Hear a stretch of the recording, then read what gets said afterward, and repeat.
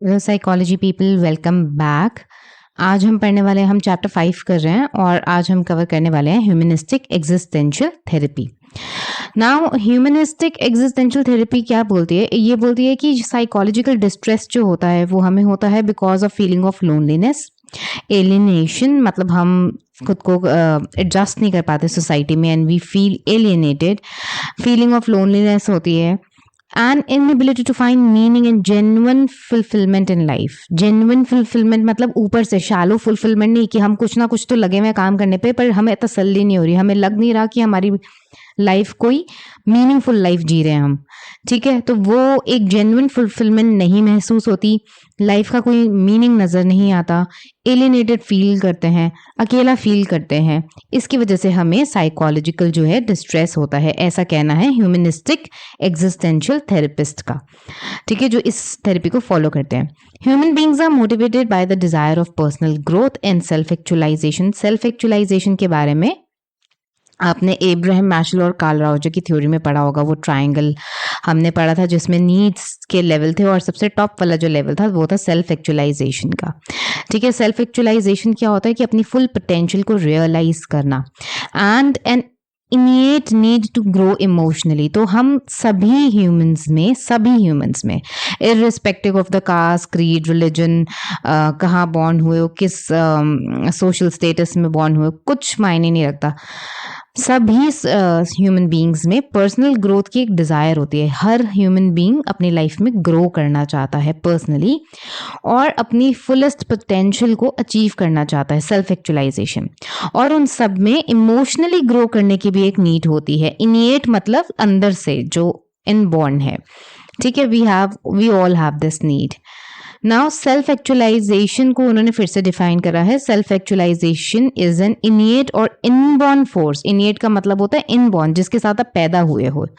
ठीक है, inborn force है that moves person to a more complex, ठीक है, balanced and integrated, that is achieving a complexity and balance without being fragmented. देखो, life already बहुत complex है। ठीक है, और ह्यूमन बींग्स, क्योंकि हम ऐसी स्पीशीज हैं, क्योंकि सबसे डेवलप्ड हमारा ब्रेन है, तो definitely we are complex. Human beings को समझना, साइकोलॉजी को समझना इतना आसान तो है नहीं। ठीक है, ये हुआ तो ये हुआ, ये हुआ तो ऐसे हुआ, इट्स नॉट दैट सिंपल। तो थोड़ा कॉम्प्लेक्स तो हम हैं। इसी कॉम्प्लेक्सिटी के अंदर हमें एक बैलेंस क्रिएट करना होता है।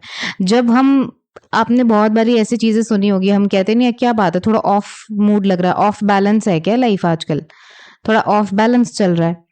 तो ऑफ बैलेंस मतलब क्या, कि मतलब यार कुछ तो अपसेट है, मूड अपसेट है, सेट नहीं है।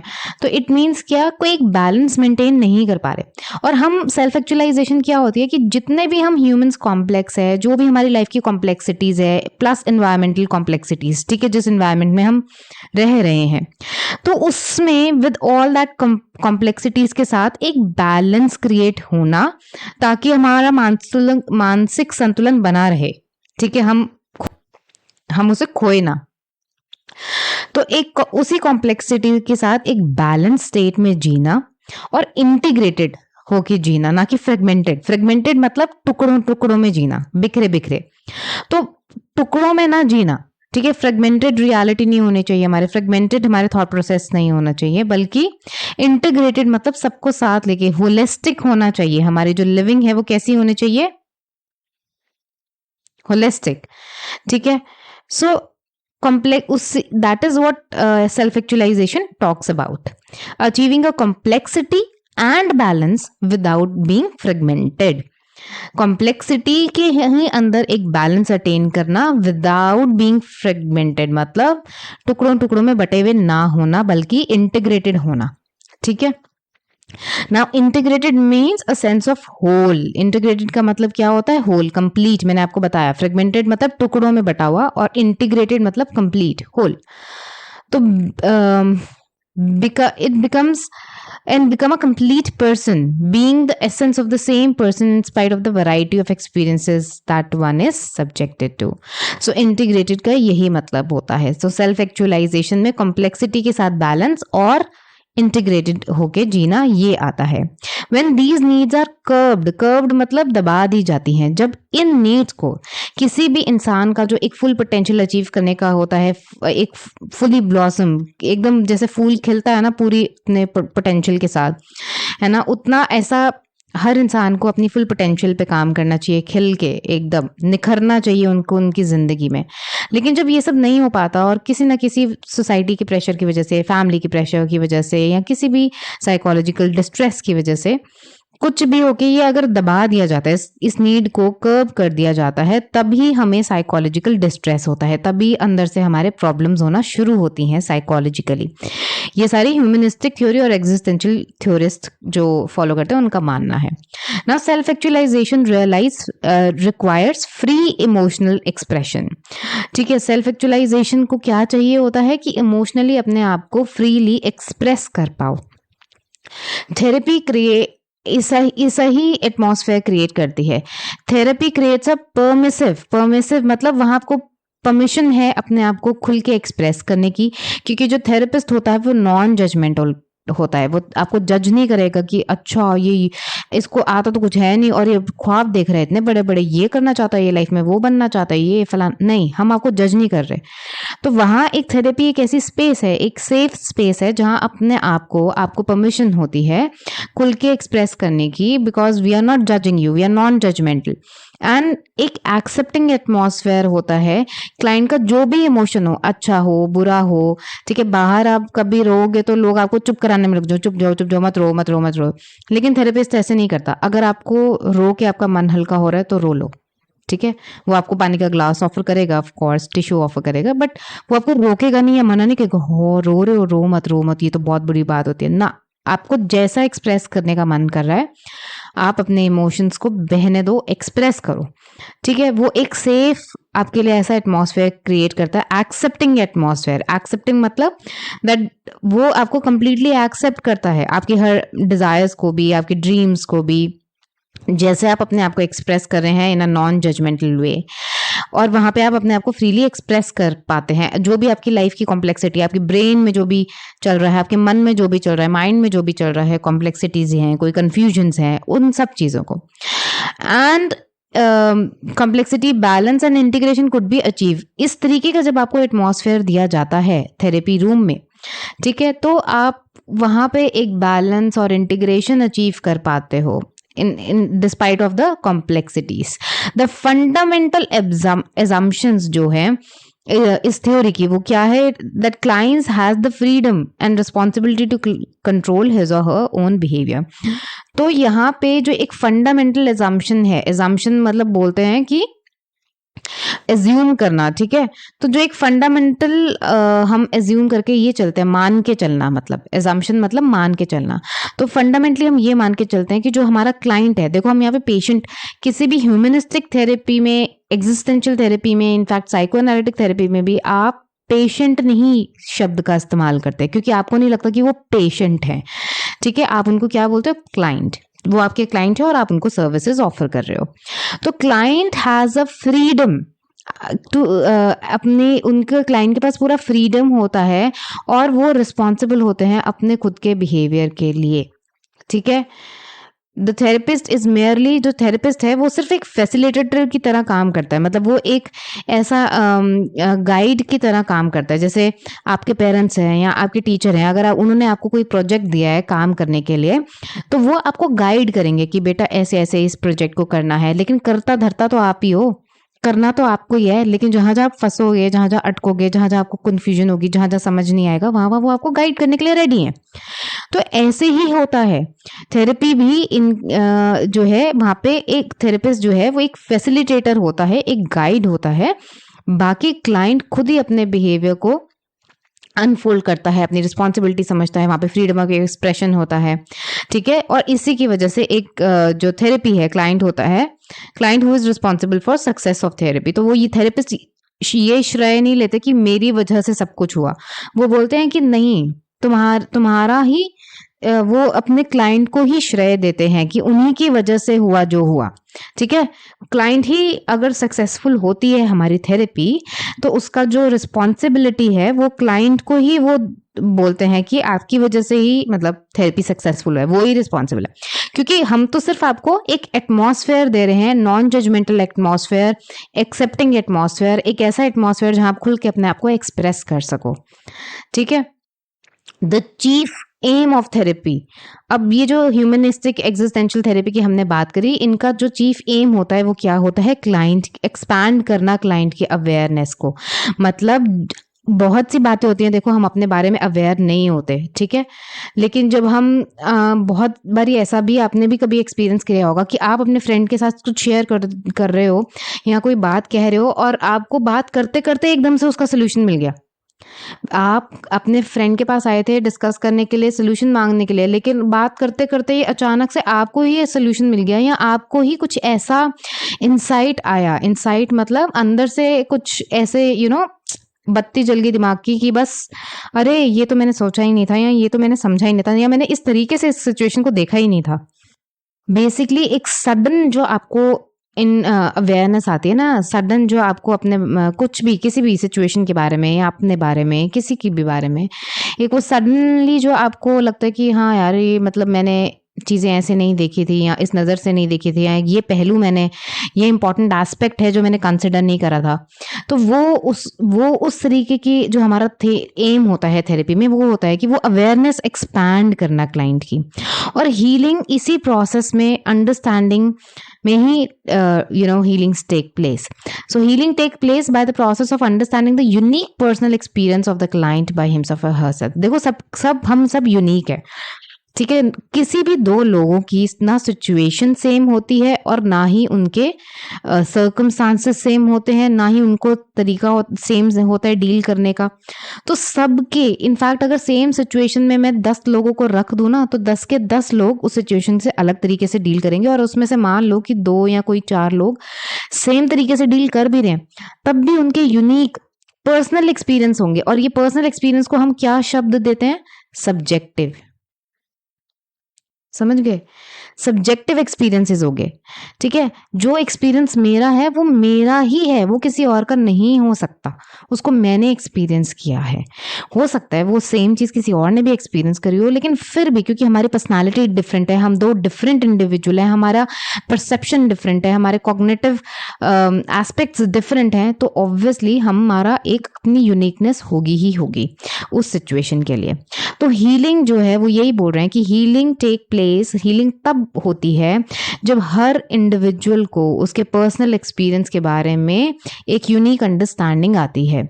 The client initiates the process of self growth through which healings take place. तो क्लाइंट ही है जो इनिशिएट करता है, मतलब शुरुआत करता है सेल्फ ग्रोथ की, अपनी खुद की ग्रोथ की। देखो थेरेपी के लिए जाना ही सबसे पहले बहुत बड़ा कदम होता है, ठीक है। ये एक्सेप्ट करना कि हाँ मुझे एक्सटर्नल हेल्प की ज़रूरत है, मुझे एक थेरेपिस्ट से बात करने की ज़रूरत है, यही आपका पहला कदम होता है अपनी सेल्फ ग्रोथ के लिए। नाउ बात करते हैं एग्जिस्टेंशियल थेरेपी के बारे में। So let's talk about existential therapy. Existential therapy दी है विक्टर फ्रैंकल ने, ठीक है। ये एक साइकेट्रिस्ट और न्यूरोलॉजिस्ट थे। इन्होंने एक थेरेपी दी है लोगोथेरेपी, एग्जिस्टेंशियल थेरेपी नहीं, लोगोथेरेपी दी है इन्होंने विक्टर फ्रैंकल ने। सो लोगोस का मतलब ये ग्रीक वर्ड है जिसका मतलब होता है सोल, और थेरेपी, लोगोथेरेपी का मतलब होता है treatment for the soul. Now Frankl called this process of finding meaning, basically logotherapy क्या है, existential therapy के अंडर आता है, ठीक है। It's kind of a part of existential therapy. So Viktor Frankl इस प्रोसेस को बोलते हैं finding meaning even in life threatening circumstances. Life threatening circumstances जो होते हैं उसमें भी you should be able to find meaning, and that is what is known as the process of meaning making. So basically आपकी life क्या है, life is a process of meaning making. इनकी बहुत अच्छी एक बहुत फेमस बुक है, जिनको बुक्स रीड करने का शौक है उन्होंने पढ़ी ही होती है, मैन्स सर्च फॉर मीनिंग। बहुत ही फेमस बुक है। और अगर कोई भी बुक लवर है या किसी को बुक्स पढ़ने का बहुत शौक है, तो ऐसा हो ही नहीं सकता कि उन्होंने ये बुक ना पढ़ी हो। और ऐसा साइकोलॉजी का भी शायद ही कोई स्टूडेंट हो जिसने ये बुक ना पढ़ी हो। So it's a wonderful wonderful book. ठीक है, विक्टर फ्रैंकल खुद भी आई थिंक 3 साल तक कॉन्सेंट्रेशन कैंप में रहे थे। इन्होंने बहुत कुछ लाइफ में देखा और झेला है। ठीक है, सो लोगोथेरेपी इनका वहीं से आया है कि नो मैटर व्हाट आपकी लाइफ की सिचुएशन क्या वर्स्ट से वर्स्ट भी हो, आपको लगता हो कि यार ये क्या ज़िंदगी है ना, ये तो बिल्कुल एंड ऑफ लाइफ है, मैं तो ज़िंदगी कुछ नहीं है, क्या होगा, कैसे होगा, what kind of life I am living, no matter what circumstances. तो वो यही बोल रहे हैं कि लाइफ थ्रेटनिंग सर्कमस्टांसेस भी हो ना, तब भी आपको हिम्मत नहीं हारनी चाहिए। And you should create meaning, you should make meaning out of your life. In fact बहुत सारे एग्जाम्पल्स हैं, अगर आप देखोगे तो आपको गूगल पे भी इनके एग्जाम्पल्स मिल जाएंगे। फ्रीदा कालो अगर आप सर्च करोगे तो ये she is a Mexican painter है, बहुत फेमस पेंटर है। And most of the paintings उन्होंने बनाना शुरू करी व्हेन शी, उनके साथ एक एक्सीडेंट हुआ था and she was on bed for so much long time, you know. और ऐसे और भी बहुत से एग्जाम्पल्स हैं जिनको जैसे अभी लास्ट में काफ़ी टाइम हो गया, एक मूवी आई थी श्रीकांत। ठीक है, कि मतलब ब्लाइंड मैन होता है और इंडस्ट्रियलिस्ट, वो बिजनेस शुरू करता है। एंड इनफैक्ट ये रियल लाइफ स्टोरी है, नेटफ्लिक्स पे भी आपको मिल जाएगी श्रीकांत के नाम से, जिसमें आई थिंक राजकुमार राव ने एक्टिंग करी है। सो ये रियल लाइफ स्टोरी है कि वो ब्लाइंड होता है लेकिन वो बोलता है कि मैं बिजनेस शुरू करूंगा। तो अब नहीं तो एक अंधा बंदा सोच सकता है कि मेरी जिंदगी क्या है ना, मैं कुछ देख सकता हूँ, पूरा हर चीज के लिए तो मैं डिपेंडेंट हूँ।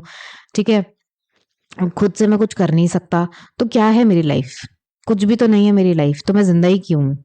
तो देखो, हिम्मत हारना बहुत आसान होता है, लेकिन every time you have to, मैं तो कहती हूँ कि मतलब इनफैक्ट नेवर गिव अप का एक वो प्रिंट आउट निकाल के ना चिपका लो अपने दीवार पे, ताकि आप जब तक सांस है तब तक लड़ो अपनी ज़िंदगी से, वो लाइफ क्रिएट करो जो आप क्रिएट करना चाहते हो इररिस्पेक्टिव। और ऐसे आपको हज़ारों एग्जाम्पल मिलेंगे।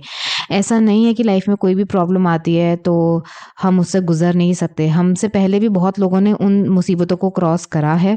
अगर आप गूगल करोगे, इंटरनेट करोगे, आपको ऐसे लोग बहुत से मिलेंगे जिन्होंने अपने हालातों को बदला है, अपनी ज़िंदगी की पूरी रुख को चेंज कर दिया, पूरी दिशा उन्होंने अपनी ज़िंदगी की चेंज कर दी है, लाइफ की पूरी डायरेक्शन चेंज कर दी है। तो आप ऐसे बेसिकली विक्टर फ्रैंकल भी यही कह रहे हैं कि life is a process of meaning making, कि आप अपनी ज़िंदगी को क्या मीनिंग देते हो, आप इससे क्या मीनिंग लेते हो। इवन इन लाइफ थ्रेटनिंग, ऐसे बहुत से लोग हैं जिन्होंने लाइफ थ्रेटनिंग सर्कमस्टांसेस में भी अपनी ज़िंदगी को निखारा है, संवारा है और हिम्मत नहीं हारी है। ठीक है, so the basis of meaning making in a person's quest for finding the spiritual truth of one's existing. Basically spiritual truth, देखो इस लाइन का क्या मतलब है, क्वेस्ट मतलब ढूंढना, कि पर्सन की क्या क्वेस्ट होती है, कि finding the spiritual truth of one existing. ठीक है, जो लोग भगवान में विश्वास रखते हैं, भगवान में नहीं तो एक यूनिवर्सल पावर तो है जो इस दुनिया को चला रही है, कुछ ना कुछ तो एक यूनिवर्सल फोर्स है, अनसीन अनटच्ड। अगर आप उस यूनिवर्सल फोर्स को कोई भी नाम दे लो, भगवान दे लो, खुदा बोल लो, वाहिगुरु बोल लो, जीसस बोल लो, कुछ भी नाम दे लो, या आप सिर्फ ये बोलो कि हाँ कोई एक नेचुरल फोर्स है। ठीक है, लेकिन बात ये है कि इवन आप ऐसे सर्कमस्टांसेस में, लाइफ थ्रेटनिंग सिचुएशंस में भी आपको सिर्फ ये पूछना चाहिए, स्पिरिचुअल आपकी ट्रुथ ये होना चाहिए कि मैं जिंदा क्यों हूँ। अगर मैं जिंदा हूँ तो, अगर मेरी लाइफ का कोई मायना ही नहीं है और मेरी लाइफ का कोई पर्पस ही नहीं है, तो फिर तो भगवान को मुझे ज़िंदगी देनी ही नहीं चाहिए थी ना, फिर तो मुझे मर ही जाना चाहिए था। पर मैं ज़िंदा हूँ, इट मीन्स कि मेरे पास अपॉर्चुनिटी है कुछ करने की, कुछ अपनी ज़िंदगी का बेहतर करने की, कुछ बेहतर बनने की, कुछ संवारने की। अपना नहीं तो लोग फिलैंथ्रॉफी वर्क करते हैं, फिलैंथ्रॉफी वर्क मतलब सोशल वर्क करते हैं, दूसरों के लिए कुछ बेहतर करते हैं, उनकी ज़िंदगी बेहतर बनाते हैं, सोशल सर्विस करते हैं। कुछ तो कहीं ना कहीं तो कोई वैल्यू आप लाइफ में प्रोवाइड कर सकते हो।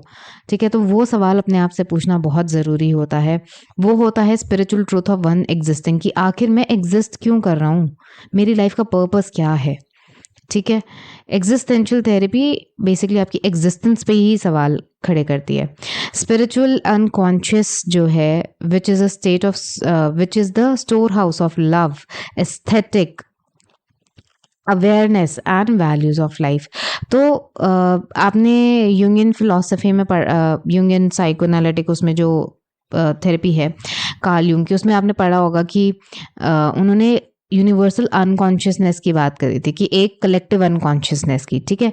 जैसे वहाँ पे कलेक्टिव अनकॉन्शियसनेस की बात यूंग ने करी थी, यहाँ पे स्पिरिचुअल अनकॉन्शियसनेस की बात हो रही है, ठीक है। जो कि उन्होंने बोला कि एक स्टोर हाउस है किस चीज़ का, प्यार का, एस्थेटिक का। अब ये एस्थेटिक वो नहीं है कि मतलब जो ब्यूटीफाई करके एस्थेटिक वीडियोस आप यूट्यूब पे देखते हो या एस्थेटिक शॉर्ट्स देखते हो, हर चीज़ को सुंदर सुंदर तरीके से प्रेजेंट करना और दिखाना, नहीं। ये एस्थेटिक वो है कि लाइफ में जो मर्जी सर्कमस्टांसेस हों, आपको नेगेटिव में भी पॉजिटिव देखने की कला आनी चाहिए।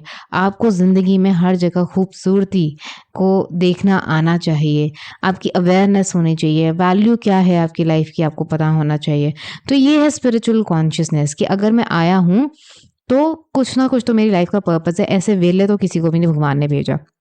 अब जैसे मैं आपको वो मूवी बता रही हूँ, ज़रूर देखना, नेटफ्लिक्स पे श्रीकांत के नाम से ही है, राजकुमार राव ने उसमें एक्टिंग करी है।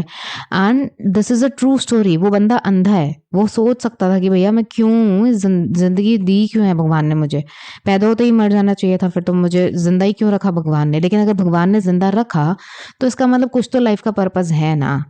तो उसने उसके ही इज़ द इंडस्ट्रियलिस्ट है वो, उसने इतना बड़ा बिजनेस खड़ा करा। और भी मैं इनफैक्ट बहुत आपने वीडियोस देखी होगी यूट्यूब पे भी, एक पाकिस्तान की भी है कोई एक्ट्रेस है या एंकर है, एक्ट्रेस तो नहीं है, एंकर है शायद, मुनीबा मज़ारी करके, वो शी इज़ वेरी फेमस। उसने टेडेक्स पे भी बहुत उनकी टॉक वगैरह है, ठीक है। She is also quite famous. वो भी पैरालाइज्ड है, ठीक है। उनका वेस, वो पूरी व्हील चेयर पे है, बट स्टिल वो मोटिवेशनल स्पीकर है, कितनी कितनी जगहों पे जाके स्पीचेस देती है और टेडेक्स पे भी आई है। तो मेरे कहने का मतलब है कि लाइफ अपनी लाइफ में कभी भी हार नहीं माननी चाहिए और अपनी लाइफ का पर्पस ढूंढो कि भैया मेरी लाइफ का पर्पस क्या है, व्हाट कैन आई डू। अगर मैं खुद के लिए कुछ नहीं कर पा रहा हूँ तो मैं दूसरे के लिए क्या कर सकता हूँ। मैं कोई सोशल सर्विस कर सकता हूँ या सोशल वर्क कर सकता हूँ, क्या कर सकता हूँ मैं। तो इस तरीके की अवेयरनेस लाना।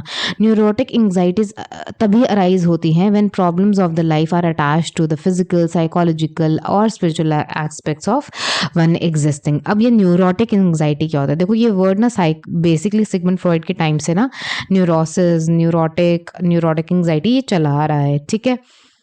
एक एंग्जाइटी होती है आपकी नॉर्मल एंग्जाइटी, वो एंग्जाइटी जो आपको बाहर आउटसाइड सर्कमस्टांसेस से होती है, ठीक है। जैसे जर्नलाइज एंग्जाइटी डिसऑर्डर होता है कि भाई किसी ना किसी बात के लेके एंग्जाइटी रहती है ना, उसमें कहीं ना कहीं कुछ एक्सटर्नल सर्कमस्टांसेस होते हैं। न्यूरोटिक एंग्जाइटी में क्या है, इंट्रासाइकी कॉन्फ्लिक्ट चल रहा है, कुछ अंदर ही अंदर, there is something which is not external, okay.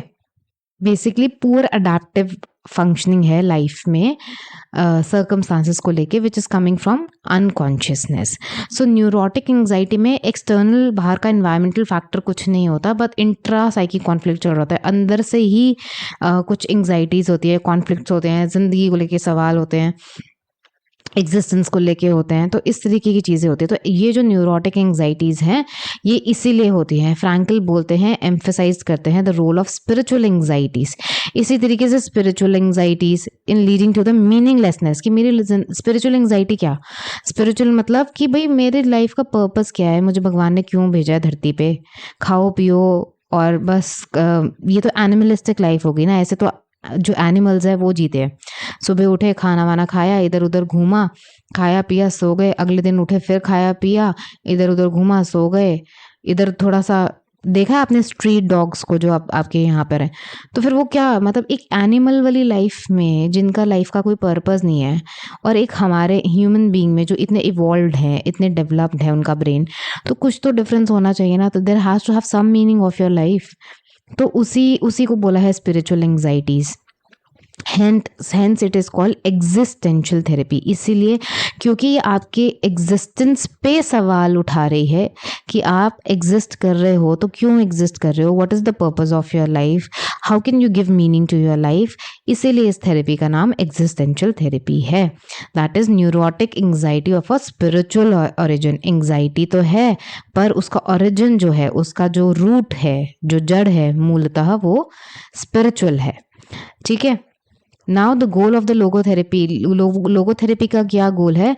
The goal of the logotherapy is to help patients to find meaning and responsibility. तो लोगोथेरेपी उनको हेल्प करती है अपने पेशेंट्स को टू फाइंड मीनिंग, ताकि वो अपनी ज़िंदगी में कोई अपनी ज़िंदगी के मायने ढूंढ सके, कोई मीनिंग ढूंढ सके, कोई रिस्पॉन्सिबिलिटी ले सके अपनी लाइफ की, इर्रिस्पेक्टिव कि उनकी लाइफ के सर्कमस्टांसेस क्या हैं। आप अधिकतर लोग अपनी लाइफ के सर्कमस्टांसेस को ही ब्लेम करते हैं। मैं ये करना चाहता था, ये नहीं कर पाया क्योंकि मेरे हालात ऐसे थे, मेरे हालात वैसे थे। और जो कुछ बने हैं लोग, आप कभी उनके इतिहास उठा के देखो। सक्सेस सबको ही देखते हैं, लेकिन ये नहीं देखते कि कितनी मेहनत लगा है। ठीक है, उन्होंने उन्हीं हालातों से लड़के उन्होंने अचीव किया होता है जो अचीव किया होता है। Even if you want to be a YouTuber, even if you want to do vlogging और अपना चैनल खोलना चाहते हो या कुछ भी, I am just taking an example कि मान लो हर कोई पढ़ाई में नहीं अच्छा होता, नहीं उनका मन करता पढ़ने का। Even if you want to do something of your own, तभी भी ऐसा आपको नेम, फेम, मनी सब कुछ दिखाई देता है, लेकिन उसके पीछे के एफर्ट्स, रात को जागना या उनकी एडिटिंग करना या सारी चीज़ें बनाना, फिर उसके बाद एडिटिंग करना, पोस्टिंग करना, मटेरियल तैयार कर, there so much of effort and time. और उन्हीं हालातों में वो एक दिन में तो, एक रात में तो कोई भी अमीर नहीं बन जाता, या एक दिन में तो कोई भी बड़ा स्टार नहीं बन जाता। हर चीज़ को अचीव करने में सालों की मेहनत होती है, और उसके बाद धीरे धीरे धीरे करके वो कहीं चीज़ें आगे बढ़ के इस लेवल पे पहुंचती हैं कि वो एक सक्सेसफुल पर्सन बन जाते हैं। ठीक है, तो मेहनत भी तो होती है, तो और मेहनत उन्होंने उन्हीं हालातों में करी होती है जब वो अमीर नहीं होते। जो भी उनका लाइफ का आसपास का सिचुएशन या सर्कमस्टांस होता है वो होता है। तो वो एग्जिस्टेंशियल थेरेपी में हम इसी तरीके की पेशेंट की मदद करते हैं कि वो अपनी लाइफ में कोई रिस्पॉन्सिबिलिटी अपनी लाइफ की उठाएं, अपनी जिम्मेदारी उठाएं, अपनी लाइफ में कोई मीनिंग ढूंढ सके, इर्रिस्पेक्टिव कि उनके लाइफ के सर्कमस्टांसेस कुछ भी हो। वो अपने सर्कमस्टांसेस को ब्लेम नहीं करे कि मेरे हालात ऐसे हैं इसलिए मैं ये नहीं कर पाया। ठीक है, The therapist emphasized the unique nature of the patient's life and encouraged them to find meaning in their life. यही मैंने अभी आपको बताया कि अपनी लाइफ में मीनिंग ढूंढना। In logotherapy, the therapist is open and share his or her feelings. Logotherapy में ऐसा नहीं होता कि थेरेपिस्ट को कुछ बताना नहीं होता, छुपा के रखेगा ये है वो है। वो भी अपनी फीलिंग्स ओपनली शेयर करते हैं, वैल्यूज़ को शेयर करते हैं, अपनी ओन एग्जिस्टेंस को शेयर करते हैं क्लाइंट के साथ। The emphasis on here and now, मतलब प्रेजेंट मोमेंट पे, प्रेजेंट पे फोकस होता है उनका। एम्फेसिस कहाँ होता है? फोकस कहाँ होता है उनका? प्रेजेंट मोमेंट पे। ठीक है, जो बीत गया वो बीत गया, रात गई बात गई, उसको छोड़ दो, गुजरा हुआ वक्त वापस नहीं आएगा। ये जो अभी के कुछ 1 मिनट 1 सेकंड ये जो अभी गुजरा वो वापस नहीं आएगा, वो गुजर गया। ठीक है, तो अब जो वक्त है वो हमेशा उसको आगे से पकड़ो बस, कि अभी ये वक्त है, अब क्या करना है। उसके बाद आता है जी आपका client centre therapy. Client centre therapy क्या होती है? क्लाइंट सेंटर थेरेपी दी है कार्ल रॉजर्स ने। This is also again a very famous therapy.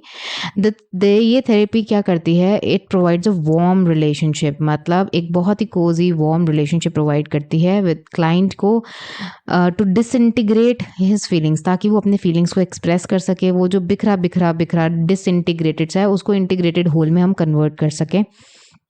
तो एक किसी भी अच्छी सक्सेसफुल थेरेपी के लिए उसका एटमॉस्फेयर, कि एक थेरेपिस्ट आपको किस तरीके का एटमॉस्फेयर दे रहा है थेरेपी में, वो बहुत बहुत इंपॉर्टेंट है उस थेरेपी को सक्सेसफुल बनाने के लिए।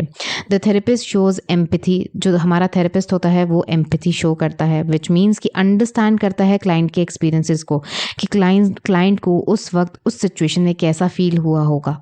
ठीक है, और उसके प्रति वो वार्म फीलिंग होता है, अनकंडीशनल पॉजिटिव रिगार्ड होता है, उसको जज नहीं करता, बेसिकली नॉन जजमेंटल होता है।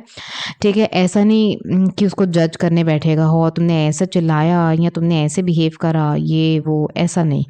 ठीक है, टोटल एक्सेप्टेंस होती है क्लाइंट की। ठीक है, और एक इंसान को यही चाहिए होता है। The therapist reflects the feeling of the client being non judgmental. ये मैंने आपको बताया कि नॉन जजमेंटल मैनर में थेरेपिस्ट जो है रिफ्लेक्ट करता है फीलिंग्स की, क्लाइंट की फीलिंग्स को। मतलब क्लाइंट ने अगर कोई फीलिंग्स का बताई हैं, शेयर करी हैं, तो उसको अगर देखता भी है तो एक नॉन जजमेंटल वे में होके वो देखता है। रिफ्लेक्शन कैसे अचीव किया जाता है? By rephrasing the statement of the client. Rephrasing statement का मतलब है कि सिंपल क्लैरिफिकेशंस ढूंढना। Enhancing the meaning of client statement, क्या इसका मतलब ये है, या क्या आप ये कहना चाह रहे हैं। रीफ्रेजिंग, उनकी स्टेटमेंट को ही घुमा फिरा के उनको कहना और क्लैरिफिकेशन मांगना कि क्या आप ये कहना चाह रहे हैं। जैसे फॉर एग्जांपल क्लाइंट ने आपको बोला नोबडी लव्स मी, तो अब ये नोबडी लव्स मी एक कॉग्निटिव डिस्टॉर्शन है, ये हम पढ़ चुके हैं, जहाँ नथिंग, सम और ऑल और इस तरीके की चीज़ें एक्सट्रीमिटीज़ में यूज़ होती हैं। ठीक है, ये हम पढ़ चुके हैं। तो नोबडी मतलब कोई भी नहीं करता, ऐसे कैसे पॉसिबल है। दुनिया में एक भी इंसान नहीं है जो आपसे प्यार करता है, ये तो सच नहीं है। लेकिन हम बोलते क्या है, नहीं मुझसे कोई प्यार नहीं करता। अरे आप 2 दिन घर नहीं पहुंचो, एक घंटा क्या 2 घंटे लेट हो जाते हो घर पहुंचने में, तो माँ बाप की जान सूख जाती है कि क्या हो गया, बच्चा घर नहीं पहुंचा। तो ये सिर्फ ये ठीक तरीका नहीं होता दुनिया को देखने का। हाँ, किसी एक पर्सन से ब्रेकअप हो गया, लड़ाई हो गई, गर्लफ्रेंड ने छोड़ दिया या बॉयफ्रेंड से लड़ाई हो गई, तो कोई भी मुझसे प्यार नहीं करता, ये इस तरीके के स्टेटमेंट्स दे देते हैं हम, जो कि सही नहीं होती। और इसी चीज़ को हमने पैराफ्रेज या रीफ्रेजिंग यही होता है कि अगर क्लाइंट ने बोला नोबडी लव्स मी, तो आप क्या बोलोगे, आप बोलोगे कि your mom dad also doesn't love you, seriously nobody loves you, like no one, कोई भी नहीं करता। ये एक्सट्रीम स्टेटमेंट है। ठीक है, तो आप स्टेटमेंट को ब्रेक करोगे उनके लिए, and then they will think कि नहीं, ऐसा तो नहीं है कि कोई भी नहीं करता, दुनिया में एक भी शख्स नहीं है, चाहे वो भले ही आपके घर का डॉग ही क्यों ना हो। ठीक है, कि हाँ यार मेरे को देख के बड़ा खुश हो जाता है, मेरे से बड़ा प्यार करता है। अरे कोई तो जिंदगी में होता ही है। ठीक है, तो हम हमेशा ना चीज़ों को बहुत ज़्यादा ओवर हाइप कर देते हैं, जो कि नहीं करना चाहिए। So this process of reflection helps the clients to become, तो फिर इससे क्या होता है, वो क्लाइंट सच में सोचता है, हाँ यार मतलब एक इंसान से मेरा ब्रेकअप हो गया, तो इसका मतलब क्या मेरे को कोई भी प्यार नहीं करता, ये मैं क्या बोल रहा हूँ, ऐसा तो नहीं है, ये तो सच नहीं है। My parents loves me, my dog loves me, my best friend loves me, whatever. ठीक है, सो ये था आपका क्लाइंट सेंटर थेरेपी। फिर आते हैं गेस्टाल्ट थेरेपी। अब गेस्टाल्ट थेरेपी क्या होती है, गेस्टाल्ट तो वर्ड ही उससे आया है, जर्मन से। ठीक है, इसका मतलब होता है whole. So this therapy was given by Fritz Perls together with his wife Laura Perls. The goal क्या है इसका, the goal of the Gestalt therapy is to increase individual self awareness and self acceptance, खुद को accept करना और अपनी self के लिए जो आपकी अवेयरनेस है उसको बढ़ाना इस थेरेपी का गोल है। तो बेसिकली ऑलमोस्ट एग्जिस्टेंशियल और ह्यूमनिस्टिक थेरेपीज, जितनी भी थेरेपीज हैं, आपको ये चीज़ उसमें कॉमन मिलेगी कि उन सबका एक गोल तो कॉमन मिलेगा, वो ये कि सेल्फ अवेयरनेस को इंक्रीज करना, सेल्फ अवेयरनेस को बढ़ाना, सेल्फ एक्सेप्टेंस को बढ़ाना। अपने आप को एक्सेप्ट करिए, अपने ऊपर काम करिए, अपनी लाइफ में कोई मीनिंग ढूंढिए, सेल्फ के लिए अवेयर हुए। ठीक है, the client is taught to recognise the bodily processes and emotion. अपने बॉडी के प्रति आपकी थोड़ी जागरूकता, थोड़े अवेयरनेस होने चाहिए कि मेरी बॉडी में क्या सेंसेशंस हो रहे हैं, मैं क्या फील कर रहा हूँ, कैसा महसूस कर रहा हूँ।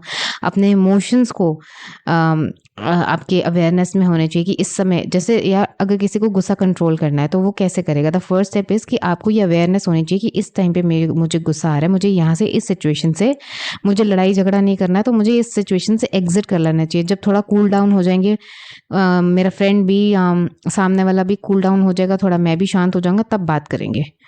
तो ये अवेयरनेस होना, ये नहीं कि बस पता नहीं मुझे गुस्सा आ जाता है, पता नहीं मैं कैसे गुस्सा कर देता हूँ, मैं करना नहीं चाहता लेकिन हो जाता है, ये कोई एक्सप्लेनेशन नहीं होती। तो हमारा काम क्या होता है, अवेयरनेस, आपके लिए, आपको सेल्फ के लिए अवेयर करना, सेल्फ एक्सेप्टेंस लाना और अवेयर करना कि अपने इमोशंस के लिए, अपनी बॉडी प्रोसेसेस के लिए, जो कि आपकी अवेयरनेस से ब्लॉक्ड आउट है कहीं ना कहीं। The therapist does this by encouraging the client to act out fantasies about the feelings and conflicts. तो थेरेपिस्ट क्या बोलते हैं, आपको एक्टिंग करने के लिए बोलते हैं, एक्ट आउट करने के लिए, कि ठीक है आप ये सिचुएशन इमेजिन करो एंड एक्ट आउट, जो भी आपकी फैंटेसीज हैं, जो भी आपकी कॉन्फ्लिक्ट्स हैं, ताकि हम आपके बिहेवियर को वहाँ पे ठीक कर सकें। This therapy is also being used in group setting. और ये जो थेरेपी है, ये ज़रूरी नहीं है कि 1-on-1 सेशन होगा क्लाइंट और थेरेपिस्ट का, ये ग्रुप में भी की जा सकती है।